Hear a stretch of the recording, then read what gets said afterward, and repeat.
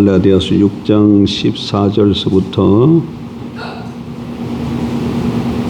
18절까지 같이 봅니다. 14절. 그러나 내게는 우리 주 예수 그리스도의 십자가 외에 결코 자랑할 것이 없으니 그리스도로 말미암아 세상이 나를 대하여 십자가에 못 박히고 내가 또한 세상을 대하여 그러하니라. 할례나 무할례가 아무것도 아니로되 오직 새로 지으심을 받는 것만이 중요하니라. 무릇 이 규례를 행하는 자에게와 하나님의 이스라엘에게 평강과 긍휼이 있을지어다. 이후로는 누구든지 나를 괴롭게 하지 말라. 내가 내 몸에 예수의 흔적을 지니고 있노라. 형제들아, 우리 주 예수 그리스도의 은혜가 너희 심령에 있을지어다. 아멘.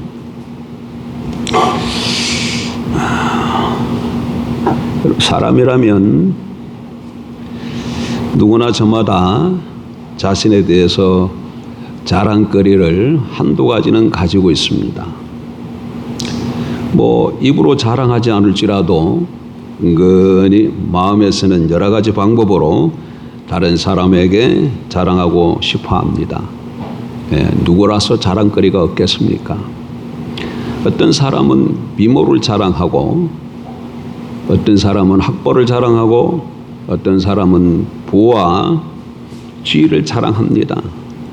사람마다 모양은 달라도 한두 가지의 자랑거리는 다 가지고 있는 것이죠. 심지어 어떤 사람들은 부끄러운 것조차도 자랑합니다. 여러분, 감옥은 안 가봤지만 감옥에 가보면 도둑들이 모이는 감옥도 있을 거 아니에요. 도둑했다가 들어온 사람들. 거기에 가보면 도둑들은 뭘 자랑하겠습니까? 자기가 얼마나 진귀한 것을 훔쳤는지, 얼마나 많이 훔쳤는지 그런 것들을 자랑한다고 해요. 또 뒷골목 조폭 세계에서는 누가 더 사람을 많이 때렸느냐, 이런 것이 자랑거리가 될 것입니다. 이렇듯 세상 사람들은 우리가 알지 못하는 여러 가지 자랑거리들을 가지고 살아갑니다. 그렇다면 예수 그리스도를 주와 그리스도로 믿고 영접한 우리는 어떤 자랑거리를 가지고 살아갑니까? 여러분, 어떤 자랑거리를 가지고 여러분은 살아가고 계십니까? 다른 사람이 나의 이것만은 꼭 알아주었으면 하고 바라는 그런 무엇이 있습니까? 그래서 소문이라도 자신 있게 자랑하고 싶은 그런 것이 있습니까? 본문에 보니까 바울에게도 자랑거리가 있었습니다. 그 뭐라고 얘기합니까? 그 자랑거리가 십자가라고 얘기하고 있는 것이죠. 14절을 보십시다. 근데 여러분, 바울은 내가 십자가를 자랑한다 이렇게 말하고 있질 않아요. 본문을 좀 다시 한번 보실까요? 14절. 그러나 내게는 우리 주 예수 그리스도의 십자가 외에 결코 자랑할 것이 없으니. 뭐라고 얘기한다고요? 그러나 내게는 우리 주 예수 그리스도의 십자가 외에 결코 자랑할 것이 없으니. 십자가만 자랑한다 그렇게 말하고 있질 않아요. 십자가를 빼면은 자랑거리가 없다 이런 얘기입니다. 다시 말해서 내게는 자랑거리가 없는데 오직 십자가만이 내게는 자랑거리다 이렇게 말하고 있는 거죠. 여러분, 그 이유가 뭘까요? 여러분, 정말 사도 바울이 자랑거리가 없어서 이렇게 말했을까요? 아닙니다. 만일 이 세상을 살다가 모든 인류 가운데 가장 완벽한 자랑거리를 가지고 산 사람이 있다면 아마 바울일 겁니다. 바울일 거예요.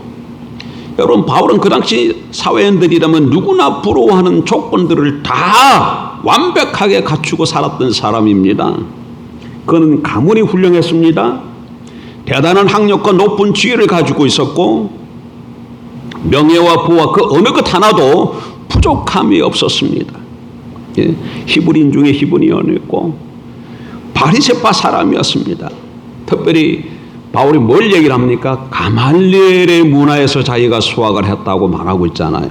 이거는 오늘 우리식으로 얘기하면 하버드 법대 출신이다, 그런 얘기예요. 서울대 법대가 아니야. 하버드 법대 출신이다, 그런 얘기입니다. 신앙적인 면은 어떻습니까? 어떤 사람은 방언 하나만 받아도 방언한다고 랄랄랄라 수술로 이렇게 자랑하지 않습니까? 또 어떤 사람은 어떤 머리에 손 놓고 기도해 줬더니 어떤 사람이 갑자기 병이 나서요. 그러면 내가 기도했더니 병이 나았다고 막 그렇게 자랑하지 않습니까? 그런데 바울은 어떻습니까? 방언 정도가 아니야. 방언 정도가 아니야.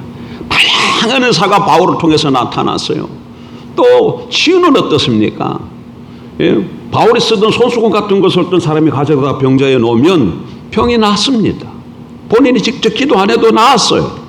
그뿐입니까? 어느 날은 바울이 설교하는데 한 청년의 설교를 듣다가 2층에서 졸다가 떨어졌어요. 가보니까 죽었어. 그러니까 바울은 내려가서 기도했더니 죽었던 사람이, 그 청년이 다시 살아났어요. 죽은 사람을 살리기도 했어요.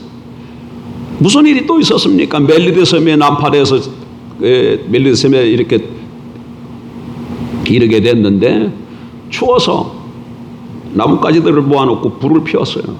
그랬더니 그 나뭇가지 속에 있던 독사가 뜨거운 불 때문에 튀어나와서 바울의 손을 물었어요. 그래서 모아는 거기 주위에 있던 원주민들이 저 사람은 진짜 죄를 지어서 사람이 맞구나. 저 풍랑 속에서도 살아났는데 결국은 섬에 도착해서 죽는구나. 그런데 가만 보니까 나중에 바울이 툭툭 손에 매달린 독사를 떨어버렸는데 죽을 줄 알았더니 죽지를 않아요. 그랬더니 그 원주민들이 어떻게 합니까? 사람이 아니다, 신이다. 그래서 바울을 섬기려고 했잖아요, 하나님으로. 바울은 이처럼 신앙적인 면에서 또는 사회적인 면에서 모든 면에서 완벽한 자랑거리를 가지고 있는 사람이었습니다. 하지만 그는 십자가 외에는 자랑할 것이 하나도 없다, 그렇게 말하고 있습니다. 왜 그렇게 그러면 십자가 외에는 자랑거리가 없다고 말하고 있을까요? 그것은 바로 바울이 십자가에 의해서 그의 삶이 바뀌었기 때문에 그런 것이죠. 오늘 아침에는 바울이 왜 십자가만을 자랑하는지, 십자가 외에는 자랑거리가 없다고 하는지 그 이유를 살펴보면서 함께 좀 은혜를 나눠보고자 합니다. 왜 바울에게는 십자가만이 자랑거리입니까? 먼저 바울은 십자가만이 세상의 속박으로부터 우리를 자유롭게 하기 때문이라고 말을 합니다. 14절을 다시 한번 보십시다. 그러나 내게는 우리 주 예수 그리스도의 십자가 외에 결코 자랑할 것이 없으니 그리스도로 말미암아 세상이 나를 대하여 십자가에 못 박히고 내가 또한 세상을 대하여 그러하니라. 무슨 말입니까, 여러분? 세상이 나를 대하여 십자가에 못 박히고 내가 세상에 대하여 십자가에 못 박혔다는 말은 곧 내가 이제 이 세상과 결별했다는 의미입니다. 그러면 이 세상은 무엇을 뜻할까요? 어떤 세상을 말하는 것일까요? 이 성경을 우리가 읽고 해석하다 보면 항상 문맥 가운데서 이 단어들을 이해해야 합니다, 여러분. 굉장히 중요해요. 예를 들면 죽다라는 단어가 있잖아요, 우리말. 이건 뭐 다 알죠, 무슨 의미인지. 그런데 여러분, 저 사람은 코가 죽었다, 저 겉은 색깔이 죽었다, 저 사람은 요새 풀이 죽었어, 저 사람은 우리가 분위기가 아주 죽여주네. 죽다라는 말을 지금 제가 다 썼지만 그러나 의미가 어때요? 다 달라요. 그래서 이 죽다라는 단어 하나를 살펴본다 할지라도 언어 가운데 살펴봐야 된다고요? 문맥 가운데 살펴봐야 되는 것이죠. 세상이라는 말도 그래요. 성경에는 그 단어의 의미가 한 7가지나 됩니다. 그러면 사도 바울이 세상이 나에 대해서 십자가에 못 박히고 내가 세상에 대해서 십자가에 못 박혔다라고 했을 때 그 세상은 어떤 의미를 담고 있을까요? 이때 세상이 지구일까요? 만일 사도 바울이 의미한 세상에 지구를 뜻했다면 그는 이 세상에서, 이 지구에서 살면 안 되는 것이죠. 예? 그러나 그는 그 전에 이 고백을 하고서도 어떡합니까? 지구상에서 살아가고 있습니다. 그러니까 지구를 뜻하는 것이 아니죠. 그러면 사회를 말하는 걸까요? 그러면 사도 바울이 이 고백을 한다면 어떻게 해야 됩니까? 사도 바울은 이 사회를 떠나서 수도원에 들어가야 되겠죠. 그러나 그는 여전히 그 시대에 활동했습니다. 그러므로 사회도 아닌 것이죠. 그러면 사도 바울이 말하고 있는 이 세상은 과연 무슨 뜻일까요? 사도 바울이 말하는 세상은 우리가 살고 있는 사회를 다스리는 잘못된 시스템을 말하는 겁니다. 여러분, 성경은 이 세상을 자세히 관찰해 보면 이 세상 뒤에 어떤 체계가 이 세상을 움직이고 있다고 합니다. 여러분, 이 세상은 하나님의 영향도 받습니다. 그렇지만 타락한 사단의 영향으로 말미암아 잘못된 시스템으로 움직이는 부분이 많다는 거예요. 그러니까 사도 바울이 말한 세상은 다시 말해서 그 잘못된 시스템, 사단이 다스리는 세계를 뜻하는 것이죠. 다시 한번 정의하면 사단이 잘못된 시스템으로 다스리는 세계, 이게 세상이에요. 세상이 지금 바울이 말하고 있는 세상이라는 것은 오늘날 이 세상을 다스리고 있는 이 잘못된 시스템, 그것에 의해서 우리의 가치관이 완전히 물들어가고 있지 않습니까? 저는 TV 광고에서 그것을 너무나 많이 보고 있어요. 대표적인 예 가운데 하나가 뭐가 있겠습니까? 돈이면 다 된다는 거죠. 황금 만능주의. 이건 아주 너무나도 잘못된 가치관이죠. 돈이면 다 된다. 여러분, 사람이 중요해요? 돈이 중요해요?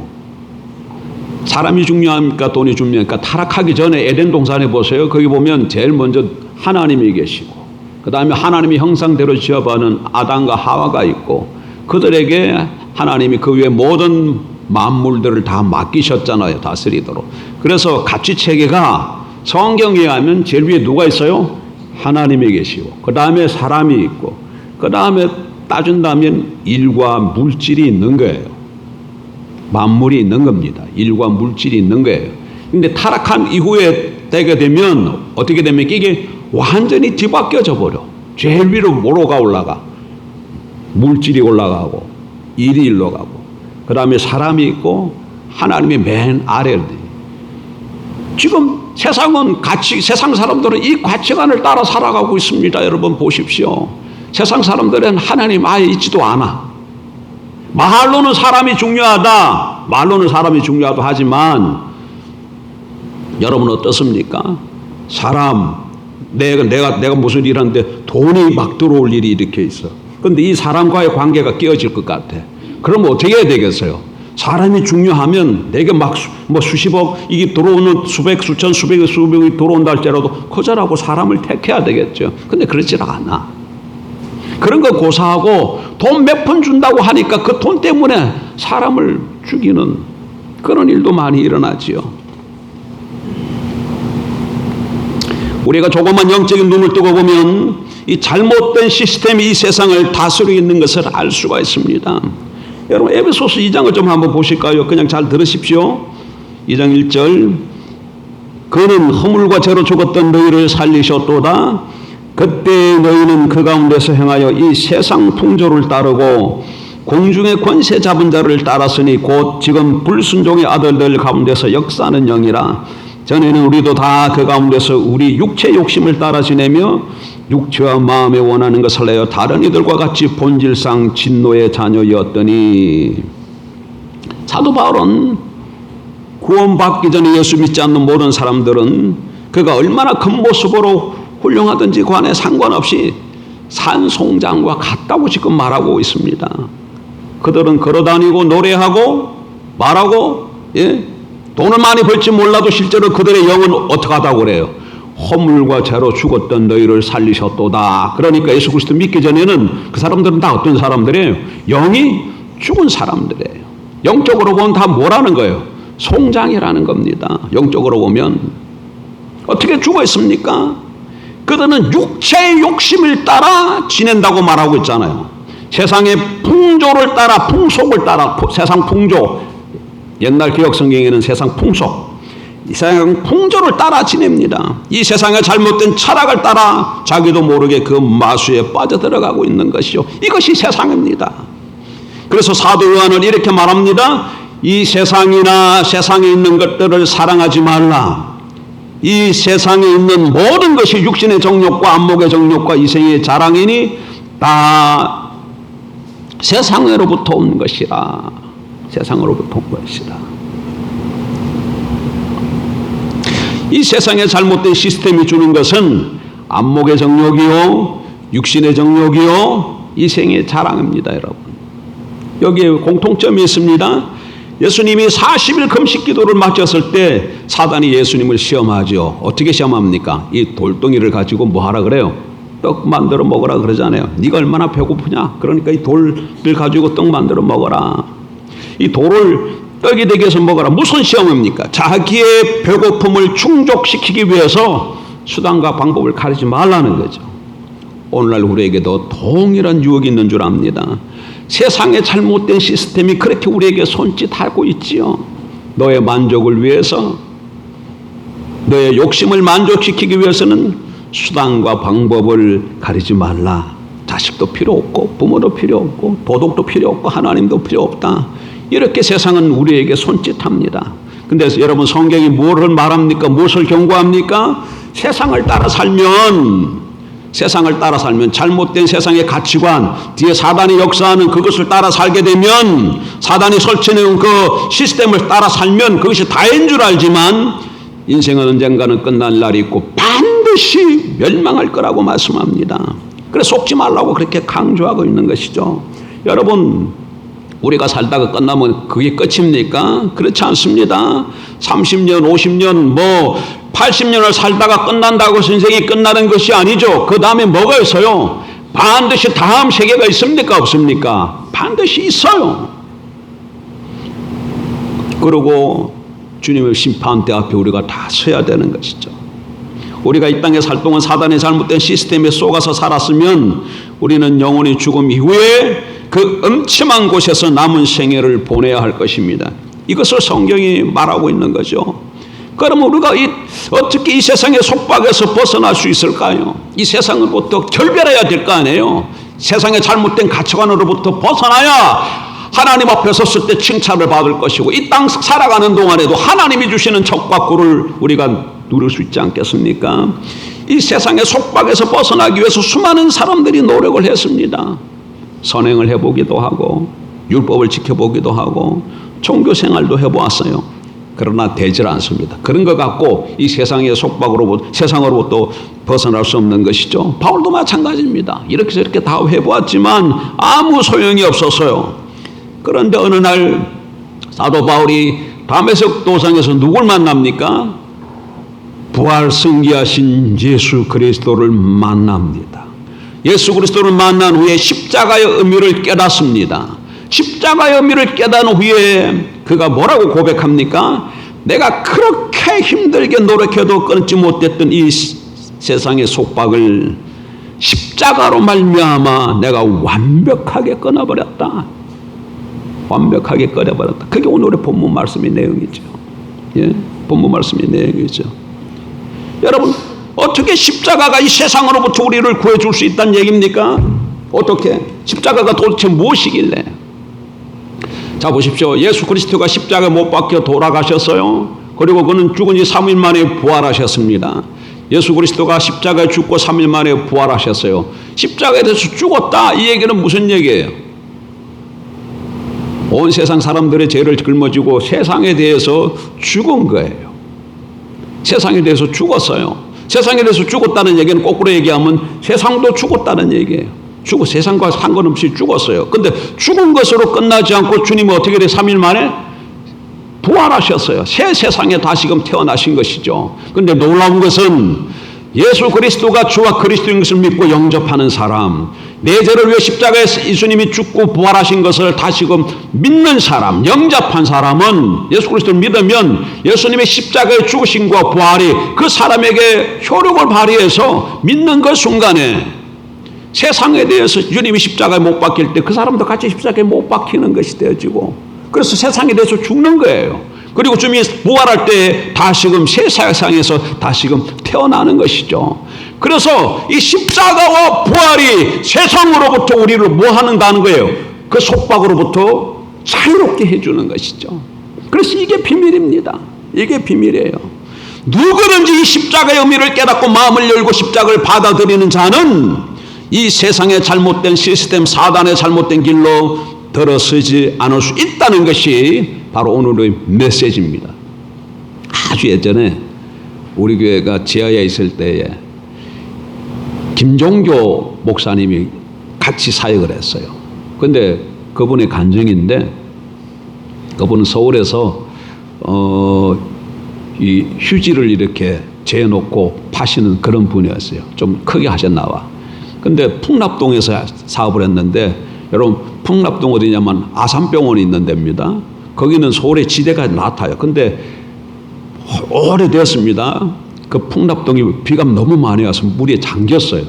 그러니까 이분이 뭘 팔았다고? 휴지를 팔았으니 어떻게 됐어요? 집이 다, 가게가 다 물에 잠겼으니까 그 휴지가 다 물에 잠겨서 못 쓰게 된 거죠. 그래서 망했어. 그러다 보니까 이게 한탄하게 돼주고 술을 마시게 돼주고 뭐 조금 마셨으면 좋았을 뻔했는데 계속 마시다가 알코올에 중독이 되었다 그래요. 알코올. 그래서 그분 얘기입니다. 밥은 안 먹고 하루에 이 두꺼비 상자, 두꺼비 그 한 박스 이렇게, 두꺼비는 요즘도 두꺼비 있는지 모르겠습니다.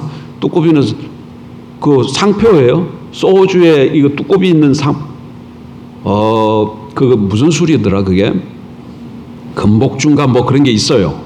그런 게 있어요. 하도 오래된 얘기네. 요즘도 금복주 파는지 모르겠는데. 그거를 한 박스를 갖다 놓고 하루에 그걸 다 먹는다는 거예요. 밥은 안 먹고 그것만 마신다는 거예요. 그렇게 마시면 나중에 더우면 땀이 나잖아요. 그 땀이 이렇게 하면 땀이 아니고 술이래. 술. 이거 완전히 알코올에 사로잡혔어요. 알코올 중독자가 된 거죠. 그런데 이분이 알코올 중독에서 벗어나서 목사가 되었습니다.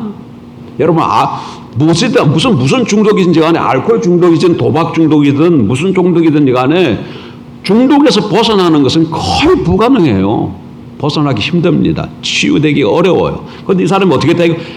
매일같이 두꺼비 한 박스씩 먹어야 살아가던 사람이 그 술 중독으로부터, 알코올 중독으로부터 벗어났다니까. 어떻게 벗어났을까요?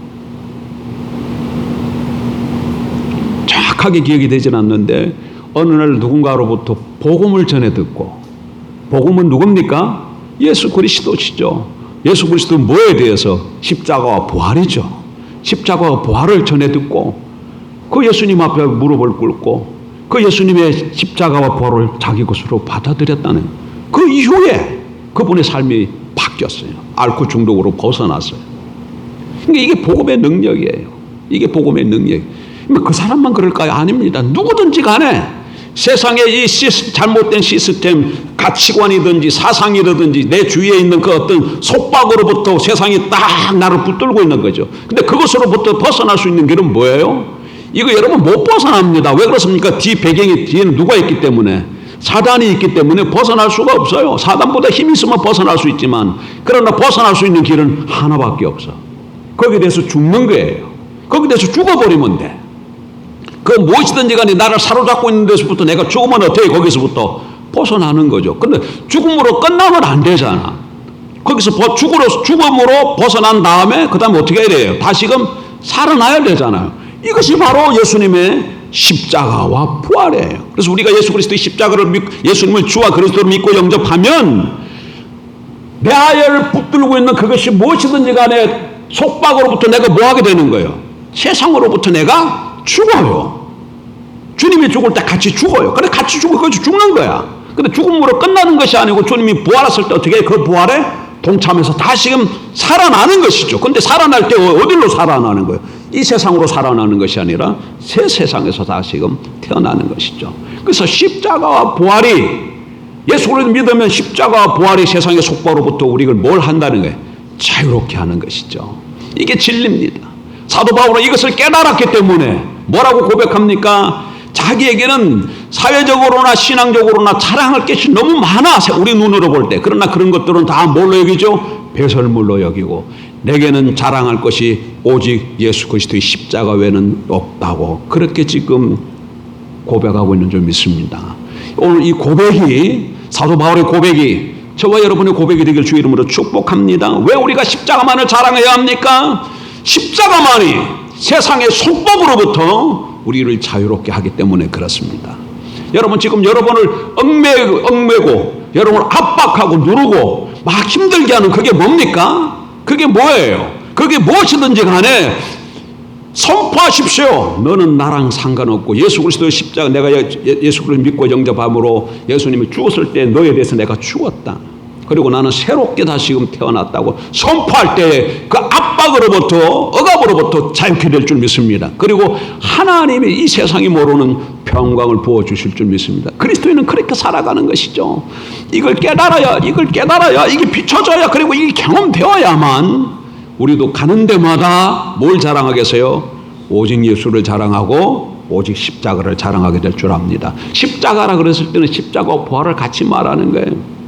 복음은 예수 그리스도의 말씀이신 하나님이 이 사람 되오신 도성이신 성육신으로부터 쭉 살고 예수님이 사셨죠. 살고 죽고 십자가에 죽고 장사 지내고 부활하고 승천하시고 지금 어디 계셔요? 아버지 보좌 우편에 계셨다가 마지막 날 뒤에 다시금 심판하기 세상에 오시죠. 이 전체가 뭐야? 이 전체가 복음이에요. 이 전체가 복음.